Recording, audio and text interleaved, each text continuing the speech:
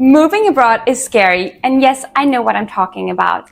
I moved from Switzerland to Singapore 2 years ago, and I've been living on my own here for almost over a year now.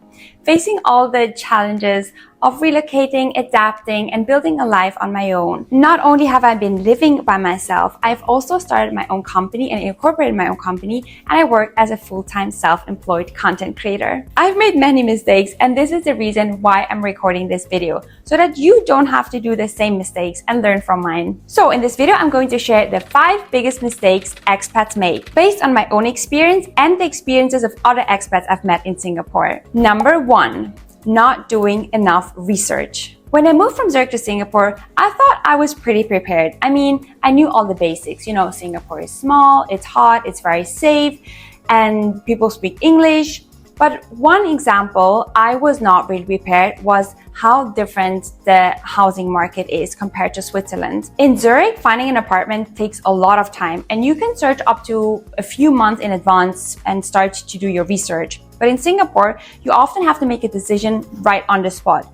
You go to see a house and then you have to make a decision right away, or actually within 1 or 2 days. I also wish I knew more about the different areas, as I didn't have a lot of time to explore before we went to see the apartments. So finding, the vibe of each place was a bit hard.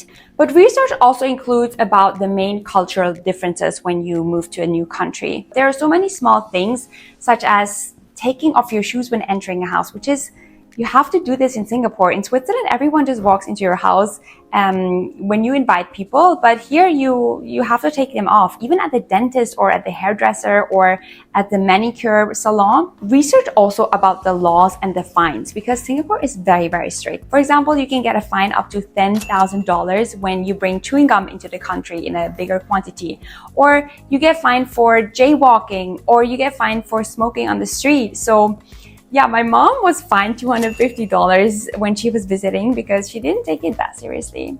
But the list goes on. So do your research and you'll be fine. Also do research about the medication you need. For example, maybe some pills and like birth control pills, it's not available exactly the same brand that you had in your hometown. So make sure that at least for the first few months, you're settled until you have a new doctor, so you're not stressed about finding the best medication. Number 2, not having proper insurance. All right, this is a very, very big one and a boring one, but it's super important. So it's having a proper insurance. Whether you're just an expat or just traveling a lot, it's just super important to have an insurance. I always say better be safe than sorry. And I had to learn it the hard way. When I first moved here, I thought, my Swiss insurance would cover also my stay abroad. But that wasn't true. So when I had to see a doctor, because just of some minor issue, I had to pay $180 straight out of my pocket. It was just a normal visit at the GP, so it took 15 minutes. That was money that I could have saved. And another friend of mine, he was traveling abroad and everything got stolen, his passport, his luggage, and he didn't have a proper insurance, and it cost him hundreds of dollars. One that I can recommend is from SafetyWing. It's called Nomad Health Plan, and it's perfect for everyone who loves traveling. There are several reasons why I think Nomad Health Plan is a good one. Let me explain to you. You get coverage in over 175 countries.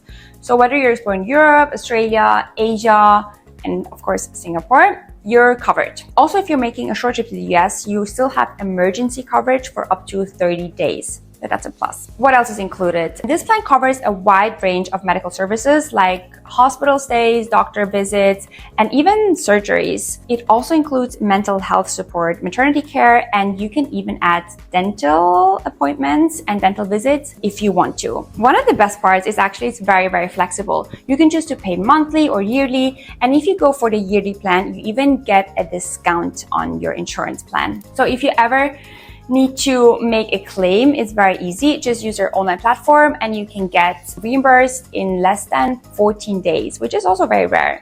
They also have a 24 hours customer support, and they usually reply within under a minute. And this is for me especially very important because sometimes, the frequently asked question page for other insurances, they just cover very general inquiries, but usually you really want to know about your specific case, so they can help you with it.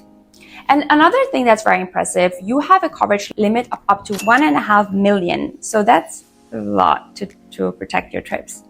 So trust me on this, better be safe than sorry. There's really nothing worse when you're traveling and you're living abroad and you have medical issues. You really don't want to care about and worry about the hospital bills. So be smart and check it out. I will leave a link down below also. Number 3, overpacking and shipping everything they have back home to their new place. And I totally get it. You just want to bring everything and you have a hard time, decluttering stuff. But trust me, in the end, the country is different. And especially for clothes, sometimes the stuff that you wear here in Asia is just a different vibe. So the clothes don't match anymore. And also, storage space is very small. Like our apartment is way smaller than a place I had in Switzerland. So I knew that I couldn't bring everything. For example, my friend, she shipped all her furniture without even having an apartment. And then in the end, she was left with so many items and a couch that wouldn't even fit into the new apartment. I arrived with only 2 suitcases and it was the perfect decision because I really brought the things that I needed and then I just got the things that I was going to need for the new apartment. Number 4. Living like you're on the vacation. So what I mean by that is that when you arrive at a new place, you're very excited about everything. For example, coffee to go. You're like, okay, I'm just gonna go and grab a coffee. You use taxis all the time, but did you use really like a taxi all the time when you were back home? Because I didn't. But in the beginning in Singapore, I thought, oh my God, Grab is very, very cheap. I'm just gonna use Grab all the time. But then this is not very sustainable, right? And a coffee to go for $6 every day also adds up. You can do that when you're on vacation for 2 weeks, but maybe not when you're living in a place. You can just get your own coffee and save so much money. So it's basically this, it's only once mentality that really adds up. Number 5, stuck in your own home. And this is a big one because I think it's an emotional one. What I mean by that is when you move abroad and the flight time, for example, the travel time back to your country is not that long, you're very likely to go back for every special occasion. Your mom's 60th birthday, your friend's wedding, any special occasion, you're just like, I'm just gonna go back for the weekend to attend this event. But that leaves you being stuck in your head, in your home, and not really focusing on building relationships and a life in your new home. So you're missing out on a lot of opportunities to connect with people here. It's very hard in the beginning to kind of let go of your old life. Of course, you can still be in touch, and I'm still in touch with my closest friends, but building your new life here and building new relationships in your new home is the most important thing and will leave you with less homesickness as well. For me, of course, 12 hours is a bit long to just go back over the weekend, so I wasn't really tempted.